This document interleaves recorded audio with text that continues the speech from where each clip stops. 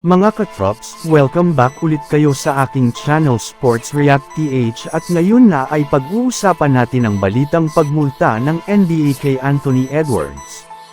Pag-uusapan na rin nga natin ngayon dito sa ating panibagong video ang balitang nasa Los Angeles Lakers na nga daw sana ngayon si Jonas Valanciunas.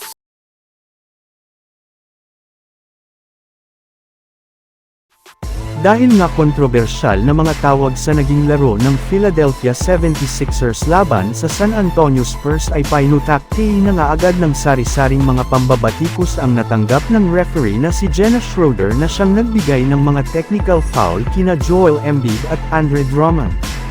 At bagamat man personal na itong humingi ng sorry sa head coach ng Sixers na si Nick Nurse nang magkaroon siya ng pagkakataon na makalapit sa kanilang bench ay hindi pa rin nga siya tinitigilan ng mga fans at maging ng ilang mga NBA players.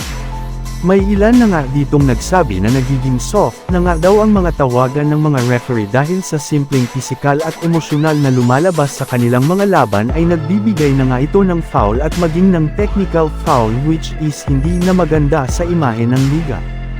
Ito na rin naman nga daw po ang isa sa mga mismong bakit bumabagsak ngayon ang viewership ng NBA sa kanilang mga laban.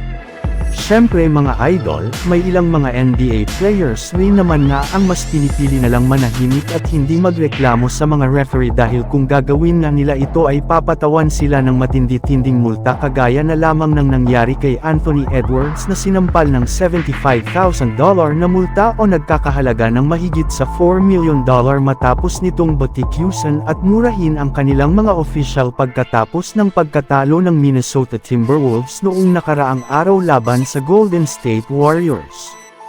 Samantala pumunta naman tayo sa ating sunod na pag-uusapan ngayon sa balitang nasa Los Angeles Lakers na nga daw sana ngayon si Jonas Valanciunas. Base nga mga katrop sa ibinulgar ni Jovan Buha ng The Athletic, patuloy pa rin nga daw po ang pakikipag-usap ng Lakers sa front office ng Washington Wizards patungkol sa trade ni Jonas Valanciunas. Hanggang ngayon ay interesado pa rin nga sila sa pagkuha sa kanyang serbisyo since malaki nga ang kanilang paniniwala na makakatulong ito ng gusto kay Anthony Davis lalo pat nangangailangan na nga sila ng bagong sentro matapos silang dominahin ng Detroit Pistons sa ilalim ng basket. Isa pa, mas naging desidido rin naman nga ang kanilang team kay Valanciunas matapos nilang malaman na interesado rin naman ito sa paglalaro sa kanilang kupunan. Ngunit tumatagal lamang nga ang kanilang negosasyon dahil medyo nga sila nagkakasundo pagdating sa kanilang trade package. Ayon nga dito, gusto nga daw pong makuha ng front office ng Washington Wizards na kunin si D'Angelo Russell at isang future first round pick bilang kapalit ni Jonas Valanciunas sa trade which is ayaw rin namang ibigay ngayon ni Rob Pelinka since gumaganda na nga ang kanyang performance bilang isang sixth man. Sa madaling salita, nasa Lakers na nga daw sana ngayon si Valanciunas kung payag lamang ngayon ang Lakers na e-trade si D'Angelo Russell sa Wizards.